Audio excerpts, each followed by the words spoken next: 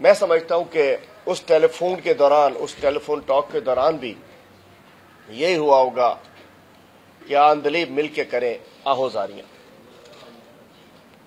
मैं समझता हूं कल बिलावल जरदारी साहब ने कहा कि 31 जनवरी तक तमाम उनकी पार्टी के इस्तीफे क़यादत तक पहुंच जाएंगे। तो भाई आपके पास उन इस्तीफों का क्या मकसद है? आपके पास 31 जनवरी तक पहुंच जाएंगे? मेहरबानी फरमाइए इन सब लोगों को भिजवाइए स्पीकर्स के पास। लगता है कि आपने कल देख लिया था, कल प्राइम मिनिस्टर की और स्पीकर से मुलाकात हुई थी और उन्होंने कहा कि आए बंदा सामने आए, यस करे, आधे घंटे में ये मारो इस्तीफा, कबूल करें इस्तीफा। अगर हिम्मत है, इस्तीफों की धमकियां, इमरान खान इस्तीफे की धमकी में आने वाला नहीं है। आपके पास इस्तीफों का जमा होना, हम समझ सकते हैं कि इस्तीफे डस्टबिन में फेंक दिए गए। अगर इस्तीफे दिलवाने हैं 31 जनवरी तक पार्टी की क़यादत को इस्तीफे मिल जाएंगे। इस्तीफे देने हैं तो जैसे तहरीक इंसाफ ने दिए थे, स्पीकर को पहुंचाए थे। अगर थोड़ी सी भी मोहतरम ख्वाजा आसिफ वाली, थोड़ी सी भी हया है, थोड़ी सी भी शर्म है किसी लीडरशिप के अंदर, सियासी हया और सियासी शर्म, तो जाइए ये इस्तीफे पहुंचाइए स्पीकर के पास, जिस तरीके से धरने के दौरान पीटीआई ने स्पीकर को दिए थे। आप क्या समझते हो कि इस्तीफे की धमकी से हमको डर जाएंगे और कहा कि 31 दिसंबर तक हमारे पास आ जाएंगे? 31 जनवरी तक, और उसके बाद हम हर तरीके से हमले करेंगे। अरे भाई, कौन से हमले करेंगे? कौन से हमले करेंगे? किस तरफ से करेंगे? पता तो चले। गुलेल से करेंगे, एयर गन से करेंगे, पिस्तौल से करेंगे, बंदूक से करेंगे, जबान से करेंगे, बम से करेंगे? बताइए तो सही। आप हमले करेंगे? हाँ, आपके पास, आपने कहा आपके हमारे पास एटम बम है। No no no no Bilawal साहब, आपके पास करप्शन बम है और आपने करप्शन बम से इस मुल्क पर हमला कर दिया था जब आपके वालिद साहब सदर पाकिस्तान थे और आपका वजीर आजम था। हम मानते हैं एटम बम नहीं है आपके पास, आपके पास करप्शन का एटम बम है, जो आपने पहले मुल्क पर चलाया, मुल्क को कर्जों में डुबोया, मुल्क को करप्शन में डुबोया, और उसके बाद 13 साल से ये आपके हमले, आपने कहा हम हर तरफ से हमले करेंगे, हम इधर से करेंगे, तो आपके हमले 13 साल से करप्शन का बम, करप्शन का एटम बम, जो बिलावल साहब ने कहा कि मेरे पास एटम बम है। जी बिलावल जरदारी साहब, आपके पास करप्शन का एटम बम है और आप हमले कर रहे हैं। आप सिंध के ऊपर, सिंध के अवाम पर गुज़िश्ता 13 साल से हमले कर रहे हैं। आपकी करप्शन के अंदर आपने स्कूलों को तबाह कर दिया, आपने एटम बम स्कूल पर चलाया, आपने लाड़काना में एड्स फैला दी, आपने अपने करप्शन का एटम बम लाड़काना के अवाम पर चलाया, आपने थरपारकर में भूख से बच्चे बर्बाद किए, आपने अपनी करप्शन का एटम बम थर के बच्चों पर चलाया, आपने सिंध की रोडें रास्ते तबाह कर दिए, आपने अपनी करप्शन का एटम बम सिंध की रोडों पर, रास्तों पर चलाया, आपने स्कूलों में तालीम खत्म करा दी, आपने स्कूलों से किताबें खत्म करा दी, आपने स्कूलों में मास्टरों की छुट्टी पे भिजवा दिए, वीजे पे भिजवा दिए, आपने अपनी करप्शन का एटम बम स्कूलों के तुलबा पर, सिंध की तालीम पर चलवाया, आपने स्कूलों में बाड़े बनवा दिए, आपने करप्शन का एटम बम सिंध के स्कूलों पर चलवाया, आपने स्कूलों ताके बनवा दी, आपने करप्शन का एटम बम सिंध के मुस्तकबिल पर चलाया, और आपने सिंध के गरीब अवाम को एम्बुलेंस देने की बजाय उनकी लाशें, उनके बीमारों को कभी रक्शे में भिजवाया। आपने एटम बम सिंध के हेल्थ केयर सिस्टम के ऊपर चलाया, आपने ज़कात के जरिए आपने करप्शन की, जो एडिटर जनरल ने बताया, आपने अपनी करप्शन का एटम बम बिलावल साहब, ज़कात के बेचारे जो मुस्तहिकीन थे, आपका एटम बम ज़कात आपके अफसरान खा गए, आपके मिनिस्टर खा गए, आपकी करप्शन का एटम बम आपने ज़कात के मुस्तहिकीन पर चला। आपने कहा ना हमारे पास एटम बम है, आप चलाएंगे। आप तो 13 साल से चला रहे हैं, आपने क्या नहीं किया? आपने अपनी करप्शन का एटम बम अपने सिविल सर्वेंट सिस्टम पर चलाया। आज 450 वो लोग अफसरान जिन्होंने प्ली बार्गेन किया, चोरी की, करप्शन की, दोबारा वो सेक्रेटरी फाइनेंस से लेकर बड़े बड़े ओहदों पर बैठे हुए, आपने करप्शन का एटम बम सिविल सर्विस के ऊपर चला दिया। आपने करप्शन का एटम बम सिंध के आवाम के लोगों की जिंदगी पर चला दिया कि हजारों लोगों को आपने लाइसेंस जारी कर दिए। अभी भी जावेद नायाब लगारी समेत बहुत सारे लोगों के मैंने होम सेक्रेटरी साहब को खत लिखा है कि मुझे डिटेल बताई जाए कि किस हजारों लाइसेंस क्रिमिनल्स को दिए जा रहे हैं। और मुझे पता है ये कुछ लाइसेंस, कुछ हमारी एमपी है वो शमीम मुमताज और दीगर एमपी है, ये बेच रहे हैं असले वालों को। असले वालों से कोई दहशतगर्द ले ले, कोई एंटी स्टेट ले ले, कोई ले ले, वो जाके असले वाले को 10, 15, 20 हजार देता है, उसमें 5 हजार इनको देते हैं। ये कहते हैं 100 की लिस्ट 5 लाख जेब में डालो और वजीर आला साहब ठक ठक ठक ठक ठक ठक। मैं कहना चाहता हूं इन्होंने करप्शन के एटम बम के जरिए अपनी नालायकी अपनी, और देखिए आप लोग करप्शन के इन्फेक्टेड और अवाम से रिजेक्टेड और अपनी जात में डिफेक्टेड लीडरशिप है आपकी पार्टी। तो आप इमरान खान का मुकाबला करेंगे और कहते हैं कि जी कोई डायलॉग शायलॉग नहीं होगा। भाई किसने कह दिया? किसने कह दिया? हम एक हुकूमती पार्टी है, हम हुकूमत है, हम डायलॉग का रास्ता बंद नहीं करते कौमी उमूर पर।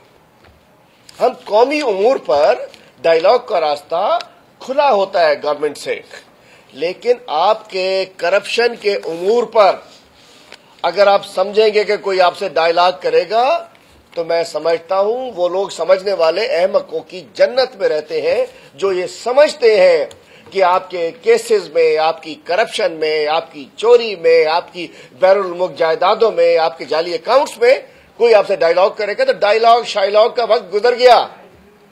कल आपने रिवर्स गियर लगा दिया है।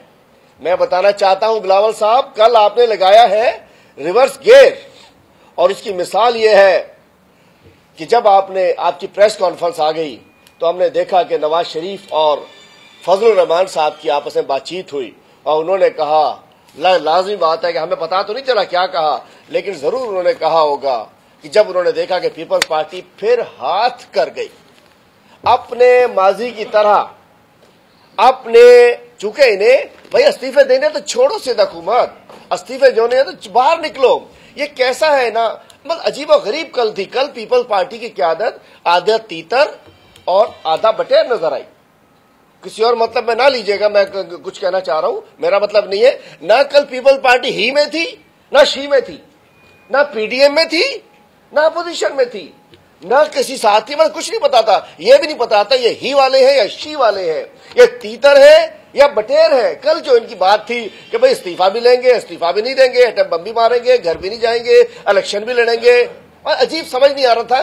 कंफ्यूजन का शिकार थे कल बिलावल साहब और पीपल्स पार्टी की क्यादत कंफ्यूजन का शिकार थे। इसी वजह से नवाज शरीफ और फजल रहमान की जो बात हुई, उन्होंने कहा होगा आ अंदलीब मिल के करे आहो जारियां, तू हाय गुल पुकार मैं चिल्लाऊं हाय हाय। कल यही था जो कि फजलुर रहमान और नवाज शरीफ का था कि जी अंदलीब मिल के करे आओ जारियां, तू हाय दिल पुकार मैं चिल्लाऊं हाय हाय। कि बिलावल ने हाथ कर दिया, जरदारी आसिफ ने हाथ कर दिया, पीपल्स पार्टी ने हाथ कर दिया। हुण सानू कौन बचाएगा? और तो ऐसी कल्ले रह गए। पीपल्स पार्टी ते निकल गई है मौलाना साहब, तुसी भी फंसे हो तो मैं भी फंसया। मैं कहना चाहता हूं कि कल पीडीएम, चूंकि ये पापा डैडी मौलाना बचाओ मूवमेंट थी, और कल जिस अंदाज से इन्होंने, और मैं कहना चाहता हूं आपने कहा कि जी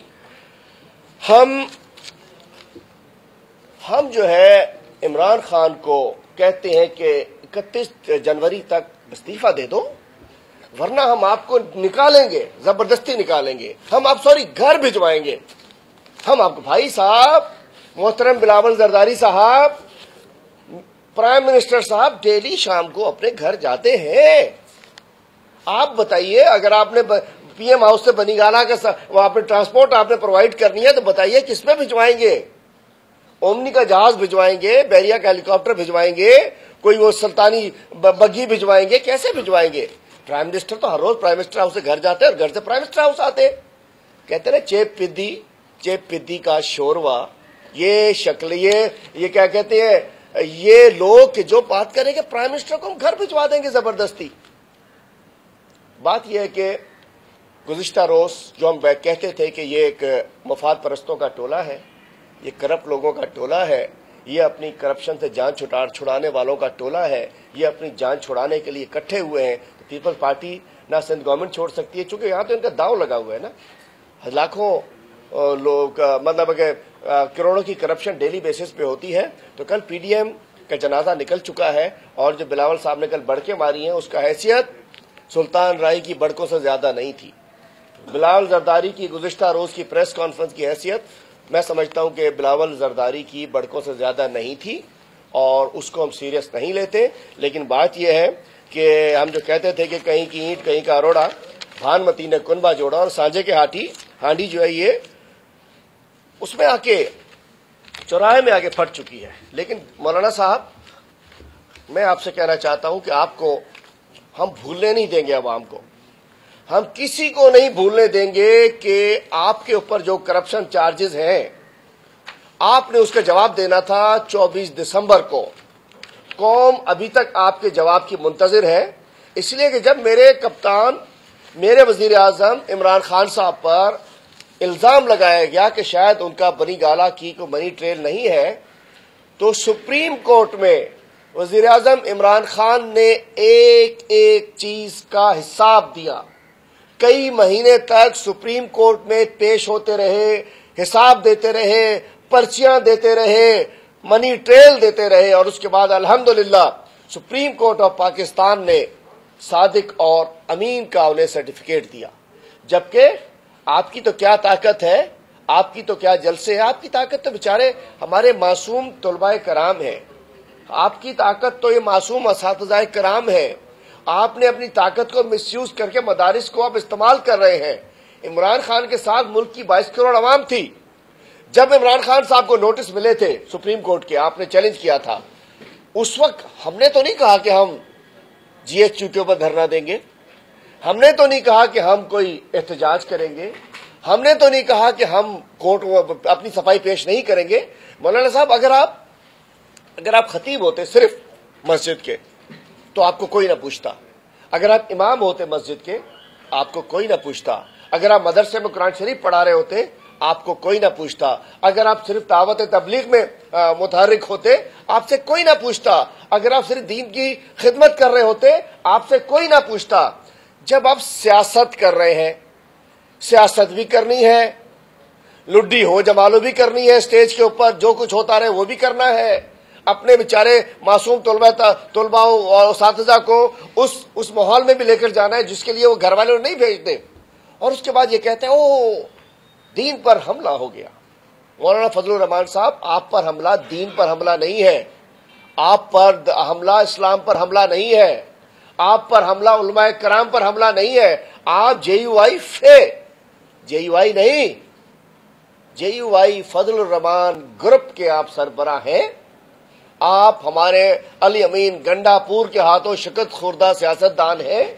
आप इलेक्शन में जाते हैं, आप एक दफा केपी की गवर्नमेंट बनाते हैं, आप उसके अंदर करप्शन करते हैं, आप कश्मीर कमेटी में रहते हैं, कश्मीर के लिए कुछ नहीं करते, अपने लिए बहुत कुछ करते हैं। तो जब ये सवाल आपसे उठते हैं तो मौलाना साहब आपको जवाब देना पड़ेगा। हमें पता है कि आपकी साजिश बेनकाब हो चुकी है। मैं बताना चाहता हूं, दरखास्त भी करना चाहता हूं कि अपने बच्चों को भेजिए तो बड़े सोच समझ के भेजिएगा। मौलाना साहब अपनी सियासत के अंदर खुदा न खास्ता किसी मासूम का खून शामिल करना चाहते हैं। मौलाना साहब इस्लामाबाद लाकर इन बच्चों के साथ कोई साजिश करके अपनी सियासत में किसी मासूम तालिब इल्म का, किसी उस्ताद मोहतरम का वो खून शामिल करना चाहते हैं। ये हमारे पास खबरें हैं और अवाम को भी बताना चाहते हैं, लेकिन जब पहले पता चल गया तो हम इनको बेनकाब करेंगे। मौलाना साहब, आप बराए करम, आपको नैब का नोटिस मिला हुआ था, आपने उसके ऊपर कहा कि तो हमारे ऊपर हमला हो गया, तो बराए करम जवाब दीजिए। डीआई खान में एक प्लॉट का, एक घर और एक प्लॉट का, मौलाना साहब जवाब दीजिए।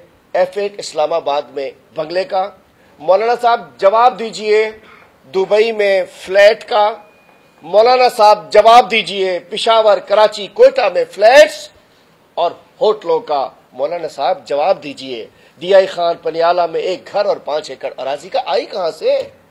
आप तो मौलाना हैं, आप तो उस्ताद मोहतरम हैं, आप तो आलिम दीन है, ये कहां से आ गया सब कुछ? जवाब दीजिए मौलाना साहब, जवाब दीजिए। अब्दुल खैल DI खान में 1 घर और 5 एकड़ जमीन का मदरसे के नाम पे लिया और अपना जाती कब्जा कर लिया। शोरकोट में जमीन का जवाब दीजिए। मदरसे की आड़ में जो आपने अपने जाती अपनी मदरसे के लिए, हमारा जान हाजिर, हमारा माल हाजिर, पूरी दुनिया का मुसलमानों का हाजिर है उसके लिए, मदरसे के नाम पे इकट्ठा करके उसको आपने शोरकोट में। उसके बाद जी सुने, हाल ही में अपने दामाद के नाम पर चक शहजाद में 3 अरब मालियत का जो एक फार्म हाउस लिया। मैं पूछना चाहता हूं मौलाना साहब, जवाब दीजिए कि क्या ये PDM के लिए जो बैरून से भी आपको मिल रही हो पाकिस्तान को डिस्टेबलाइज करने के लिए, आज सामने आता जा रहा है कि यहूदियों के एजेंट कौन है। आज सामने आता जा रहा है कि आपके साथ स्टेज पर वो बैठे हुए लोग, उस नवाज शरीफ की बेटी आपके साथ मौजूद है, जिसके लिए मौलाना अजमल कादरी ने बता दिया कि हमें इसराइल को कबूल करने के लिए नवाज शरीफ ने भिजवाया था बैसित वजीर आजम, और सईद मेहदी जो उनके प्रिंसिपल सेक्रेटरी थे वो उनसे राब्ते में थे। तो मैं कहना चाहता हूं मौलाना साहब, आपसे जवाब लेना पड़ेगा। और Maryam Nawaz, thank you Maryam Nawaz, thank you मोहतरमा मरियम नवाज साहिबा, हम आपके बहुत शुक्रगुजार हैं। सानू कोई लोड़ ही नहीं पई मुस्लिम लीग नून को कि हम सियासी मुकाबला करें, आपने खुद ही बेड़ा गर्क कर दिया अपनी पार्टी का। आज आपके जितने चाचे हैं, कोई आपकी कमांड में चलने को तैयार नहीं है। चाचा शाहिद खाकान, चाचा एहसन इकबाल, और एक तो चाचे बेचारे कल चले भी गए जो कहते थे कोई हया होती है, कोई शर्म होती है। चाचा जो कल रात को पकड़े गए हैं, ख्वाजा आसिफ, बहुत सारे जितने चाचे थे, चाचे मामे आपके पीछे चलने को तैयार नहीं है। और थैंक यू मरियम नवाज साहिबा कि जो आपने जिस अंदाज से आपने अपनी पार्टी को तबाह किया। और मैं कहना चाहता हूं, लाड़काना के स्टेज पर एक अलमिया था। लाड़काना का स्टेज एक अफसोसनाक सा एक वो हमारे सामने वो सीन था कि भुट्टो की मोहतरमा शहीद, सलाम पेश करता हूं मोहतरमा को, सलाम पेश करता हूं जुल्फकार अली भुट्टो को, लोगों की बड़ी उनसे अकीदत है, लोग उनके मजार पे भी जाते हैं। ऐसा स्टेज था कि जिसमें कोई शोधा का कोई वारिस नहीं था। शहीद रानी का, मोहतरमा का बरसी का स्टेज जिसपे कोई भुट्टो मौजूद नहीं था। भुट्टो के वारिस लवारिस, सिंध में तमाम भुट्टो के वारिस हो गए लवारिस, कोई वहां भुट्टो का वारिस मौजूद नहीं था।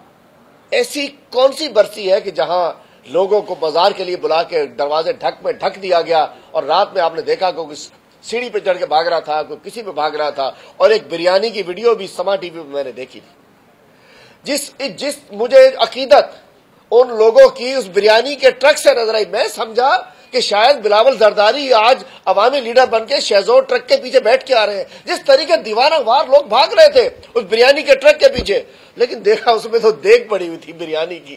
तो बात है कि जितनी अकीदत बिरयानी की देग से सिंध के लोगों को बेचारे, चूंकि गरीब लोग बुलाए गए थे, उतनी अकीदत आपसे नहीं थी बिलावल साहब। आप देखिए, जरदारी अलग है, आपका नाम जरूर है बिलावल भुट्टो, लेकिन आप जरदारी हैं। और मैं कहना चाहता हूं, हमें पता है आपने पीछे की दौड़ लगा दी है। इंशाअल्लाह वजीर आजम न इस्तीफा देंगे, न वजीर आजम को किसी का बाप भी घर भिजवा सकता है। किसी के इन चोरों में, डकैतों में, क्रिमिनल्स में जिन्होंने मुल्क को लूट खाया, वो इमरान खान पे बात करते हैं। ये तीनों पप्पा, डैडी, मौलाना, इनके अंदर जरूरत नहीं है कि इमरान खान के सामने खड़े हो सके। इमरान खान वो लीडर है, इमरान खान ने कोई असासे नहीं बनाए, इमरान खान की कोई फैक्ट्री नहीं चल रही, इमरान खान का कोई जाली अकाउंट नहीं है, इमरान खान का दुबई में बिजनेस नहीं है, इमरान खान का लंदन में फ्लैट्स नहीं है। ये लोग बात करेंगे मुकाबला इमरान खान का। अरे कहां इमरान खान और कहां ये चोरों का टोला, कहां ये अली बाबा और 11 चोर आपकी पार्टी। आप लोग धमकियां देते हो, हिसाब देना पड़ेगा, किताब देना पड़ेगा आवाम से। आपको आवाम से बिल्कुल आवाम के सामने एक एक चीज का हिसाब देना पड़ेगा। और मैं समझता हूं PDM की तहरीक खत्म हो चुकी है। दूसरा, आप पूछते हैं कि जी हम तहरीक चलाएंगे। बिलावल साहब, बिस्मिल्लाह, सत बिस्मिल्लाह, जी आया नू दगज दा मैदान, आइए चले। आपने तहरीक चलानी है इस्लामाबाद से और कराची से इस्लामाबाद। आप डेट अनाउंस कीजिए, इंशाल्लाह हम भी हाजिर हैं, हम हाजिर खिदमत हैं। इंशाल्लाह आप डेट अनाउंस कीजिए, सिंध के हर शहर में आपके खिलाफ मुजाहरे होंगे, रैलीज होंगी, चूंकि आपने सिंध को करप्शन से तबाह कर दिया है। हजारों अरब की करप्शन ऑडिटर जनरल कहता है, इजलास आप असेंबली का बुलाते नहीं है। जो करप्शन का चार्ज किसी पे भी लग सकता है वो आपकी गवर्नमेंट के ऊपर लगता है। मैं कहना चाहता हूं, नवाज शरीफ वहां बैठकर कल भी एक 5 स्टार 6 स्टार होटल से आ रहे थे, जब उन्हें बताया कि ख्वाजा आसिफ पकड़े गए हैं, ये लोग मजे ले रहे हैं, ये झूठे लोग हैं, ये फ्रॉड लोग हैं। मरियम नवाज साहिबा को, ज़िया-उल हक की बाकियात को भुट्टो के स्टेज पर बिठाया गया। कल तो मुझे लग रहा था कि ये ना हो कि जितना वो फरमा रही थी मरियम नवाज के शहीद का हमने सुना, मोहतरमा के, देखिए हम सबको दुख था, मोहतरमा अजीम लीडर थी, कि हम जैसे पता चला हम सब खवातीन इकट्ठे हो गए, हम मिल के रो रहे थे। मैंने कहा ये भी ना कह दे वहां के जी मैं भी मरियम नवाज भुट्टो बटू, मैंने कहा ये भी ना नाम रख ले। जिस अंदाज से वो अपना रिश्ता बता रही थी कि मैं भी जी मरियम नवाज भुट्टो बटू, चूंकि जोर लग रहा दुख उनको ज्यादा। लेकिन इस ज़िया-उल हक की बाकियात नवाज शरीफ की बेटी भुट्टो की बरसी के स्टेज के ऊपर मौजूद है। मैं कहना चाहता हूं असल जो जाले हैं वो सोचेंगे जरूर, ज़िया-उल हक के साथ इमरान खान नहीं था। और इसके बाद मैं चाहता हूं कि हमारे हुनैद भाई थोड़ी सी बात करें, उसके बाद मैं आपके सवालों के जवाब देता हूं। जी क्यों रहता, आइए जी, उनकी 2-2 घंटे की सुन लेते, हमारी भी सुन ले। अपोजिशन है तो आप लिफ्ट नहीं करा दे भाई, हमारी सिंध असेंबली के ऊपर वाले फ्लोर पे अगर नहीं होती तो हम क्या करें सर। आइए सर, हम तो अपोजिशन है ना सर। बिस्मिल्लाहिर्रहमानिर्रहीम। तो पीडीएम का भांडा फट गया, पीडीएम का भांडा फट गया। इनका सारा ढोंग, सारा तमाशा लोगों के सामने आ गया। हम डे 1 से बता रहे थे, अवाम को भी बता रहे थे, इन लोगों को भी मना कर रहे थे कि कोरोना अभी खत्म नहीं हुआ है, थोड़ा ख्याल करना होगा, गरीब अवाम का ख्याल करना होगा, उनके घर का जो एक वारिस है जो कमाता है उसका ख्याल करना होगा। लेकिन इन लोगों ने फिर भी अपना ढोंग तमाशा सिर्फ इसलिए किया क्योंकि ये बगावत करना चाहते थे। इन्होंने मुल्क के जो दिफाई इदारे हैं उनके ऊपर इल्जामात लगाए, जो टेररिस्ट हैं उनकी तस्वीरें साथ रखी, जगह जगह गए, गुजरांवाला में गलत बातें की, कोयटा में गलत बातें की।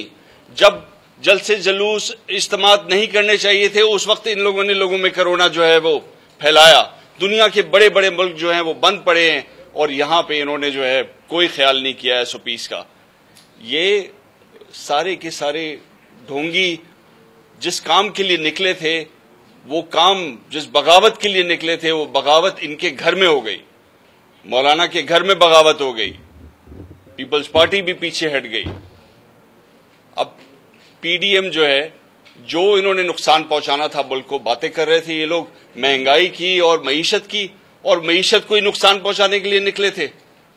बात करते हैं ये लोग एजुकेशन की, हेल्थ केयर की, तो NICVD में क्या हुआ है अभी तक, उसका क्यों नहीं ये लोग उसके ऊपर जो है FIR के ऊपर FIR कटा रहे हैं एक सरकारी अफसर के ऊपर।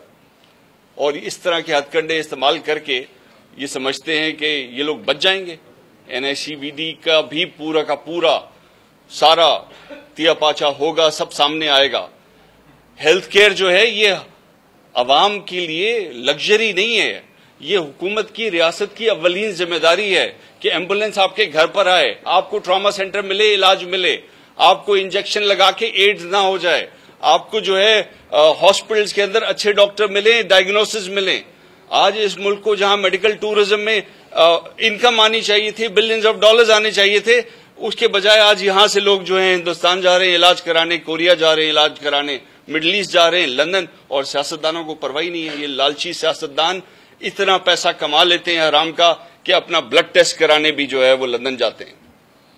ये अवाम के साथ एक ढोंग हो रहा है और अवाम को ये समझना होगा कि ये तमाशा जो है, इससे मुल्क आगे बढ़ नहीं सकता। इस मुल्क को आगे बढ़ने के लिए एजुकेशन की जरूरत है।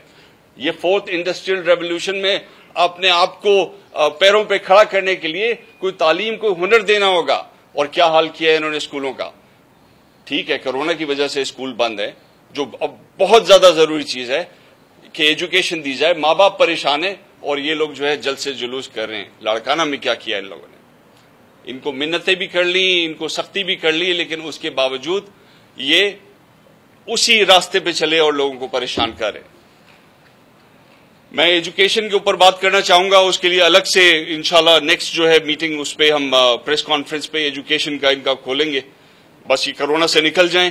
कोरोना अभी भी बहुत ज्यादा ममालिक जितनी भी यूरोपियन ममालिक हैं, अमेरिका है, सब में इन्होंने लॉकडाउन हुआ है। यहाँ पे भी हमें ख्याल करना है, खासतौर पे अभी जो नया वायरस की म्यूटेशन हुई है इसमें। सो सबको अभी भी बहुत ज्यादा एहतियात की जरूरत है। रिक्वेस्ट करूंगा सबसे कि एहतियात करें। सवाल आपसे ये है कि आप कह रहे हैं कि पीडीएम जो है उसका कल जो है वो भांडा जो है सारा आज तो आपकी बॉडी लैंग्वेज भी आपका साथ नहीं दे रही, जिस तरह से आप गुस्से में आकर वो हाथ मार मार के प्रेस कॉन्फ्रेंस कर रहे हैं। लगता है कि पीडीएम का काफी असर हुआ है आप पे भी, जो आप कह रहे हैं कि वो इस्तीफे दें, उन्होंने अपनी सियासत करनी, आपने अपनी, तो ये किस तरह के मशवरे हैं? देखिए, जबान का लड़खड़ाना, लफ्जों का गुम हो जाना, अल्फाज का भूल जाना वो अलग होता है। गुस्सा तो है ना जी, वो नहीं, मेरी नहीं, रात को हुई थी जनाब। बाकी हम तो अब भी कहता हूं, नहीं छोड़ेंगे इन चोरों को, नहीं छोड़ेंगे लुटेरों को। बिल्कुल हमारा हक है कि हमें गुस्सा है, इन्होंने हमें वो है। तो रात की देख लीजिए, आ ऊ ओए कर रहे थे, उनको भूल गए थे, मैं समझता हूं। तो हमारा गुस्सा जायज है और हमारा आर्टिफिशियल नहीं है। इन्होंने जुल्म किया है।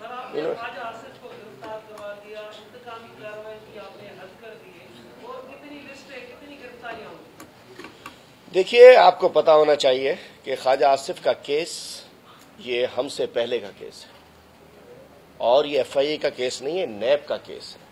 ये 2018 से पहले से इनकी इन्वेस्टिगेशन चल रही है। या तो इन्होंने शो किया था कि मैं दुबई में नौकरी करता था, पता नहीं अकामा था इनके पास। तो जब से इन्वेस्टिगेशन चल रही है, भाई बात यह है कि अगर हम किसी को पकड़ के अंदर करें तो इंतकामी कार्रवाई कहिए। अगर कोई चोर, कोई लुटेरा, किसी ने मुल्क की दौलत लूटी है, उसको पकड़ा जा रहा है और नैब पकड़ रही है। नैब के चेयरमैन साहब वो हैं जिनको नवाज शरीफ साहब ने और खुर्शीद शाह साहब ने लगाया था। नैब के कवानीन वो हैं जिनको 18वीं तरमीम में भी चेंज नहीं किया गया। तो ये विक्टिमाइजेशन नहीं है, सबको हिसाब देना पड़ेगा।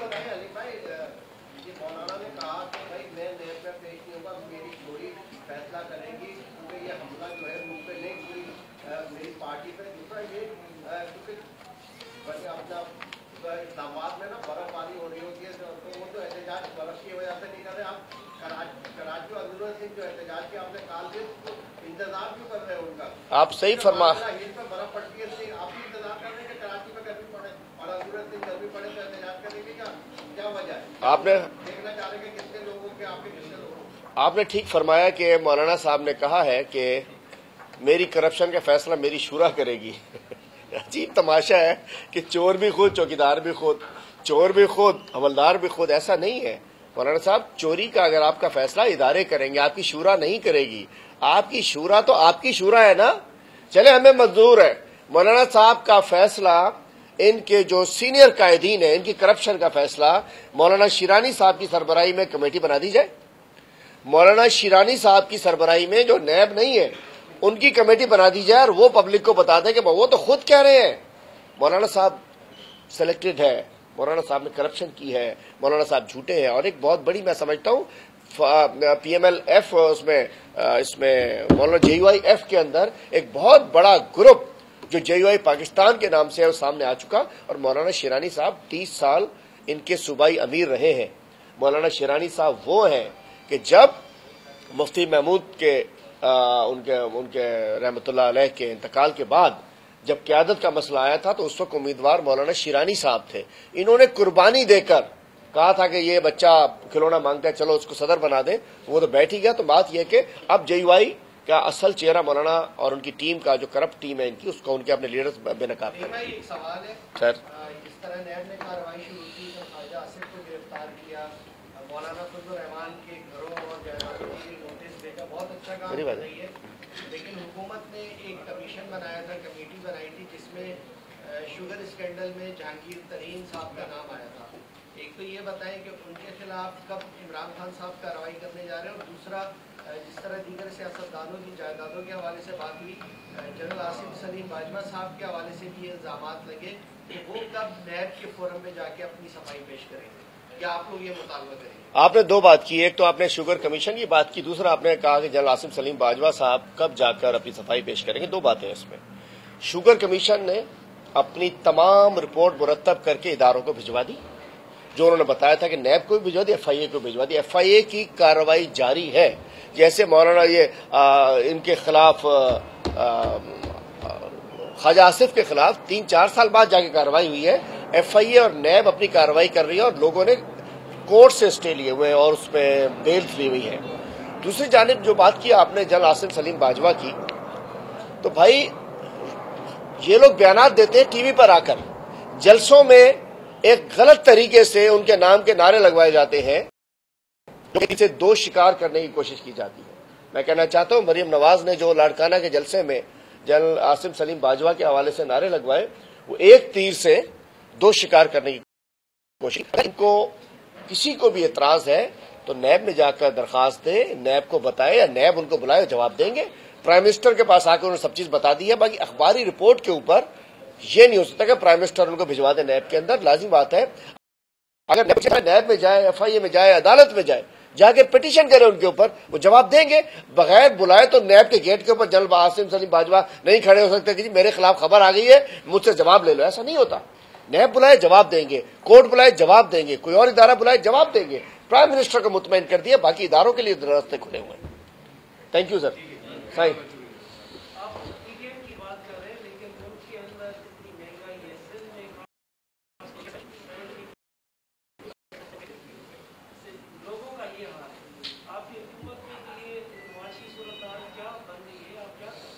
मैं समझता हूं कि जो लोग ये कजन्स की जो गवर्नमेंट रही यहाँ चाचे भतीजे की 2008 से लेके अब तक 2018 तक 10 साल, उस 10 साल में देखें डिप्लीशन होती है गैस में। ऐसा नहीं होता कि एक गैस है सारी जिंदगी चलती रहे। एक प्रोसेस होता है कि वेल्स एक चल रहे होते हैं, पीछे नए तलाश की जा रही होती है और उनको खुदाई हो रही होती है, नए वेल्स बनाए जा रहे होते हैं। इस 10 साल में इन्होंने गैस की डिप्लीशन होनी थी, गैस खत्म हो गई, नए उसके जखायर को ना ढूंढा गया, ना उसको खोदा गया, ना नए कुएं तलाश किए गए, ना बनाए गए।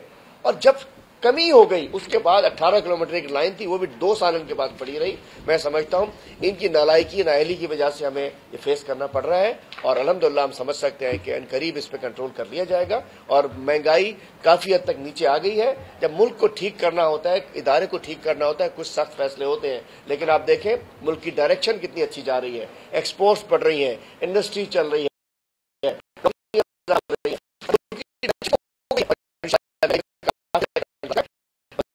गल्फ मैगजीन के वो था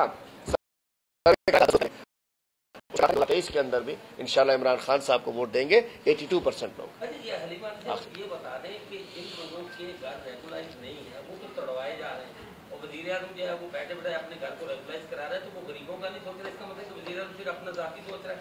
और साथ ही साथ जो आपके 8 वज़रा हैं रोजाना 2-2 प्रेस कॉन्फ्रेंस करते हैं, अगर वो अवाम की खिदमत के लिए कारकर्दगी दिखाएं तो ज्यादा बेहतर नहीं होगा इससे कि वो सिर्फ PDM का फोबिया लेकर घूम रहे हैं। बात है जी PDM को भी बेनकाब करना, इन झूठों को, इन नौसरबाजों को, इन ड्रामेबाजों को, इन ठगों को बेनकाब करना भी जरूरी है, क्योंकि ये लोगों को गुमराह करने की कोशिश कर रहे हैं। इसलिए हमें अपना मौक़िफ़ रखने का हमारा हक है। दूसरी आपने बात की रेगुलराइजेशन, मैं सलाम पेश करता हूं अपने वजीर आज़म साहब को कि चूंकि पहले जब जहां बनीगाला में घर था यूनियन काउंसिल एरिया में था, उस वक्त ये मतलब सिटी एरिया में नहीं आया था, तो इसका नक्शा तो जब इन्होंने इस्लामाबाद के CDA के कानून के मुताबिक जब वो सिटी एरिया में आया 12 लाख रुपए जुर्माना भी पे करके रेगुलराइज करवाया। मैं समझना चाहता हूँ रेगुलराइजेशन का सबको हक होना चाहिए जो कानूनी तौर पर रेगुलराइज एरिया हो। मेहरबानी।